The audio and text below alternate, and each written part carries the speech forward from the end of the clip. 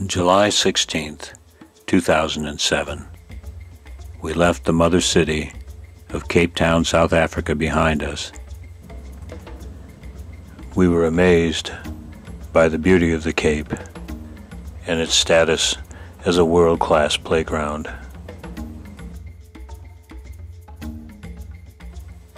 And after a visit to Blauberg Strand for a last view of Table Mountain from across the bay, we traveled north along the Atlantic west coast and crossed the border into Namibia. The Orange River creates an awesome spectacle, a green ribbon winding its way through the desert and towering mountains of the Richtersveld National Park. We then traveled the short distance to our base camp on the Orange River and met our guide, whose name was Michael. No, it's not cold, don't worry. It is not cold. That's what he said last night. No, don't worry, it's different. You can feel now it's nice and warm. It was like this where we were, though. It was warm during the day. You're in Namibia now. That was South Africa. You're in Namibia now, my dear. South Africa on the other side of the river. Yeah. Where are we now? Namibia. Namibian side. Say it, first I want to hear you say it. Namibia. Namibia. Yeah, Namibia. Namibia. Okay, excellent. Okay, guys, basically, by the way, my name is Michael. And I'm going to be your river guide for the 2 days. So Tim is not in charge anymore. This is my office. Okay? So don't play around, guys. Each of you is going to have a personal white bucket. Okay? So this white bucket, what you're going to take with, if you don't want to get done, and then cameras can also go in there. They're 99 waterproof. Okay, what is it? So that 1% is for your sense of humor and personality. We need that on river, guys. I promise you. We need that on river. So what you have to do after you finish with your personal stuff, you have to make a click sound all around the edge until there's no more click sounds. Then you know it is properly sealed. Okay, guys, so each of you is going to have one personal bucket, and then the third bucket between the two of you, it's going to take 3 buckets. So the third bucket is going to be where your sleeping bag's going to go in. Watch it. But otherwise, there's also beautiful records. Okay. Beautiful sand beds. Bugs, scorpions, it's alright, don't worry. I promise you. These extremely heavy fiberglass canoes, with space built in for 6 pickle buckets, are found all over Africa and seem to be the default canoe for the continent. Their design makes them reasonable for flat water, but not at all well suited for whitewater. We were told that these boats were first used for fishing, which may account for the use of the pickle buckets. The double-bladed paddles may be a leftover from kayaking, which is much more popular both in Africa and in Europe.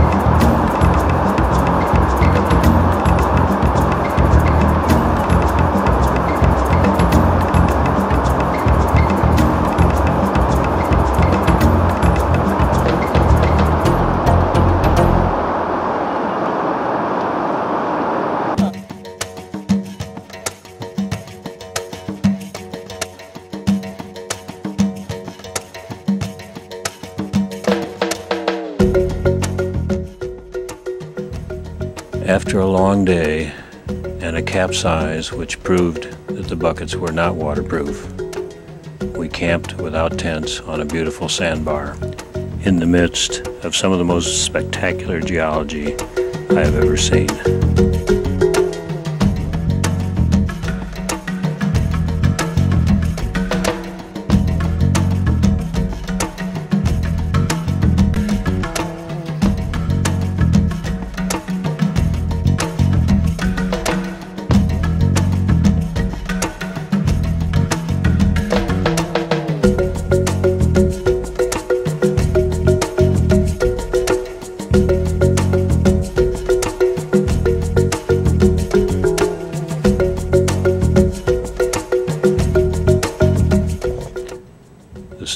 were as clear as any we'd ever seen, and Tim, our guide, was able to point out the Southern Cross. There, the Wake star is actually the closest star to the horizon. If you take that line there, and in the center of it, draw a 90-degree line down, and you extend the long axle, so where the two lines meet, which would be 4.5 times, so you take that line, down, that line down, and then that'll be celestial south. We awoke in the morning to a beautiful sunrise.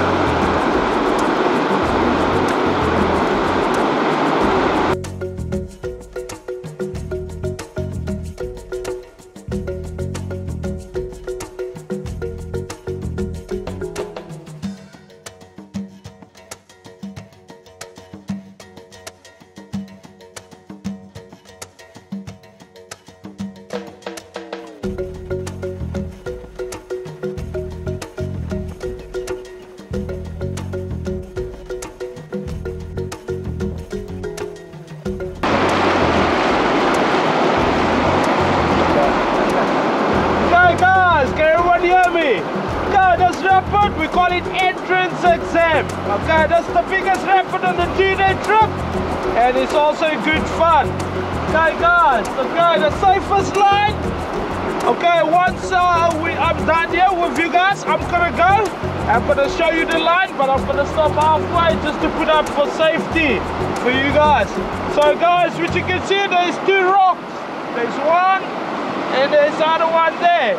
So you're gonna come right in the middle there, coming down. The person in the back, what you have to do, back pedal on the right hand side, the person on the opposite side, so that your both nose can stick out about 2 o'clock.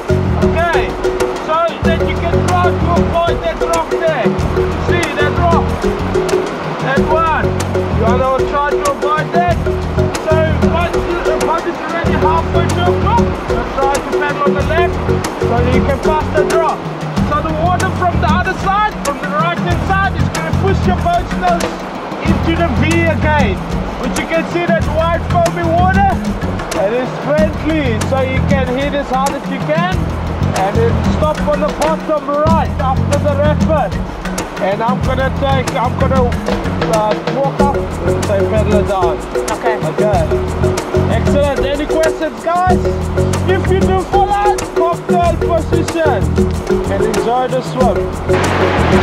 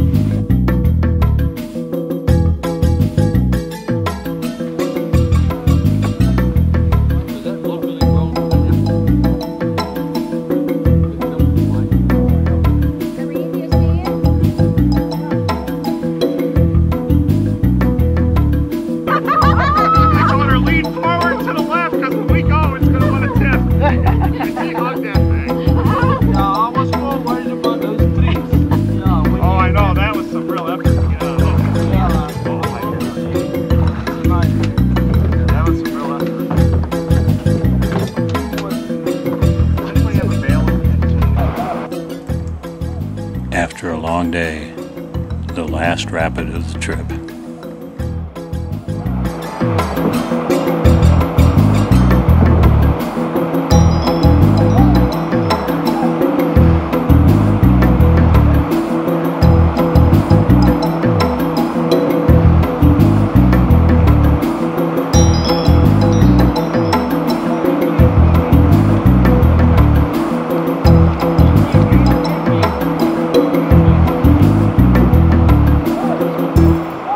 Can come with me.